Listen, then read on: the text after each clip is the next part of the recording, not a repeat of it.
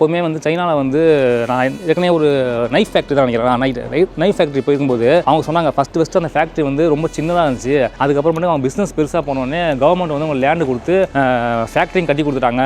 So கண்டிப்பாக வந்து நல்ல பிஸ்னஸ் பண்ணுறாங்க. ஆனால் வந்து எதனால் வந்து ஃபேக்ட்ரி இப்படி வச்சுக்கலாம் எனக்கு சத்தியமாக தெரியல. ஸோ கண்டிப்பாக வந்து அவன்கிட்ட கேட்டே ஆகணுங்க அதை.这个我问一下，很多工厂了，他们是如果生意很好的话，你们的政府给你们的免费的土地还有开工厂啦，为什么你们没有？你们我感到你们工厂太老了。是这样的，我们工厂呢，它每年有很多出口额，政府也很支持我们，也有给我们工厂有扶持那个地啊。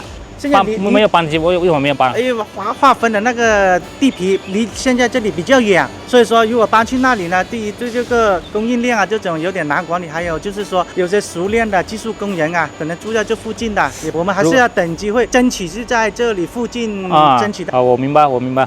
ஆக்சுவலாக அவன் சொன்னது கேட்டிங்களா? அவன் என்ன சொன்னான்னு கேட்டிங்கன்னா வந்து இவங்களுக்கு கவர்மெண்ட் வந்து ஆல்ரெடி நான் சொன்ன மாதிரி இவங்களுக்கு இடம் கொடுத்துருக்கு, எல்லாமே ரெடி ஆகிடுச்சு. ஆனால் வந்து இவங்க பாஸ் வந்து இடம் வந்து கொஞ்சம் தூரமாக இருக்குது. மேபி நம்மள மாதிரி தான், நம்ம வீடு பக்கத்துலேயே ஃபேக்ட்ரினா நீ காலையில் வந்து போகலாம்ல, அந்த மாதிரி ஃபேக்ட்ரி வந்து பக்கத்தில் இல்லாதனால வந்து அந்த இடம் பக்கத்தில் இல்லாத வந்து அவங்க பாஸுக்கு வந்து இடம் பிடிக்கலாம். ஸோ அதனால் வந்து அவர் வந்து நான் அங்கே போகல அப்படின்னு அவங்க கவர்மெண்ட்டை எழுதி கொடுத்துருக்காங்களாம். ஸோ இதில் எனக்கு பட்ட விஷயம் எனக்கு என்ன, ஸோ சைனாலையும் வந்து கவர்மெண்ட் ஒன்று ஆர்டர் போட்டால் மஸ்ட்டு செஞ்சு ஆகணும்னு அவசியம் கிடையாது நினைக்கிறேன் தெரிஞ்சு வரைக்கும். ஸோ இன்கேஸ் அப்படி இருந்துச்சுன்னா அந்த பாஸ் வந்து கண்டிப்பாக வந்து அந்த கவர்மெண்ட் கொடுத்த இடத்துக்கு போய் தான் ஆகணும். ஸோ ஆனால் அவர் போகல.